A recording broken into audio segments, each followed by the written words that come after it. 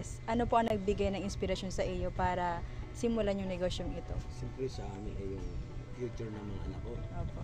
Kinabukasan ng anak ko, saka yung siyempre yung income ko everyday. Ano po kaya yung pinakamalaking hamon na hinarap ninyo bilang may-ari ng isang store po? Siyempre ako ng ibang bansa. Kailangan kong minaipon ko sa ibang bansa, kailangan kong dito yung negosyo para hindi masayang ang paghihirap sa kabila. Paano nyo po kayo nahihikayat yung mga customer niyo na dito bumili, or paano, meron po ba kayo mga strategy kung paano nyo napapanatili yung mga Siyempre customer? yung good attitude mo. Opo. Para yung may ano ka, siyempre may counting ka rin nyo para medyo ang tao ay kahit na ayaw bumili, mapapabili mo yung sinasabing sales stock. So, ano naman po yung mga strategies niyo bukod po doon sa pangbobola or Siyempre para po mapalago yung ang negosyo? ano mo ay siyempre kailangan mo ng tiyaga at sipag, kunting pasensya sa customer, kasi pag hindi ka naging pasensya sa customer mo, alis ang ng customer mo. Diba? Kailangan mo pasensya. Ano po kayang papel ng technology sa ano ninyo sa negosyo niyo po? Kunwari po, may mga customer po kayo online na nagchat po sa inyo na gano'n. Meron po kayong ganong Meron instances? yung, halimbawa, ito yung ano ko, yung ay kuya, ano mo to kasi mamaya pa ako pupunta. Yung kanyang listahan, isisend niya sa akin.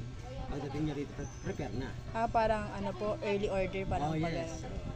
Para pagpunta niya rito, ano yung time niya, hindi siya Opo. sa time niya. mas convenient po sa customer. That's correct.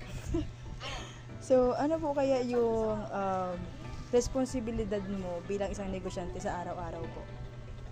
Ang responsibilidad ko sa isang araw, para for what sa responsibilidad ko sa kanino or sa aking pamilya, sa aking sarili. Dito po sa business po mismo, kung paano niyo po baga... Siyempre, maging maaga ka. Kailangan maging ayos yung iyong mga items para hindi siya ang tao attractive sa tao. Lalo na pag kailangan arrange mo agad para kumbaga siya ay attractive sa customer. Kahit na hindi bibili kasi maayos yung customer, yung ano mo, arrange mo, yun.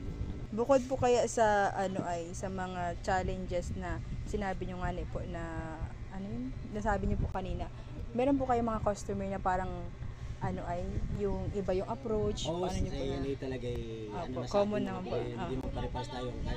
May matara, may mga kailangan, sakyan mo sila kung ano. Kaya nga, sinasabi tayong customer always right. Kaya, Opo. pasensya ka. Kung kasi nag-negosyo ka, siyempre, kailangan mo ng pasensya. Patience is a virtue. Yes, correct. So, ano ba? Diba? Ano pang question mo dyan? Paano ka po kaya napaunlad nitong negosyo na to? Paano ka naapektuhan ng pagtayo ng negosyo na to?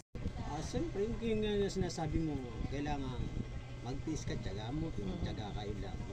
Yan naman ang puhunan talaga sa negosyo ay may kaunting determination sa sarili mo, may kailangan disiplinado ka, hindi ko pwedeng business as business, huwag mong gagawin.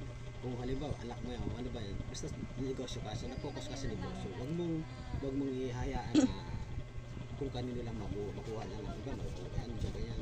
Kumbaga po, yung success ng business niyo is nakadepende nakasalalay lang po talaga sa pamilya nyo. Tapos, kapag nakapag-graduate na po kayo, yun yung parang nagiging bunga nitong... Yes, correct.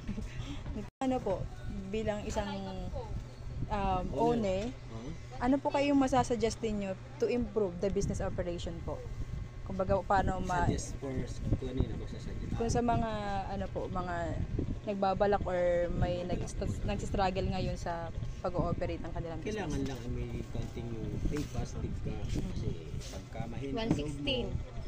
Sige, may magkakaroon ka ng problema sa negosyo. Kailangan ikaw ay think positive, gawin mo the best mo para ikaw ay magkaroon gumagawa mo na din yung the best mo din. Isang payo na lang po na parang isang statement lang sa mga taong balak magnegosyo or pasukan yung ganitong klaseng negosyo. Siyempre, ang kailangan mo na sinasabi ko sa iyo, yung think positive ka sa iyong gagawin ko yung negosyo. Kasi pag ikaw ay nangagalinlangan, siyempre, andun hindi siya maganda ang galaw ng negosyo. Kumbaga pag pinasok mo yan, talagang didire-diretso mo, huwag kang hanggat maaaring kang give up. Kung kumbaga medyo natatalo ka, iangat mo, iangat. Huwag kang magpapahila. Basta angat ko. think positive Think and never positive. give up, sir. Yes, Thank you correct. po. Thank you po. After that short interview with Mr. Limbo, mas nagkaroon ng mas malalim na kahulugan sa akin yung sinasabi niya na be patient and never give up. Kasi hindi naman talaga agad-agaran lahat ng bagay na gusto nating makuha. It takes time, efforts, and a long, long patience. And yung sinasabi niya na never give up, it's very common pero ang hirap panindigan. Lalo na in terms of business kasi iba-ibang struggles and challenges yung makakaharap mo. Kaya in order for you to succeed in business field, kailangan laging buo yung loob mo at kagustuhan mo na ipanalo yung bagay na nasimulan mo. And nabanggit niya rin na always think positive, which is totoo naman kasi sa business marami tayo ma-encounter na masubok yung paniniwala natin, but always believe and always look on the brighter side of the picture.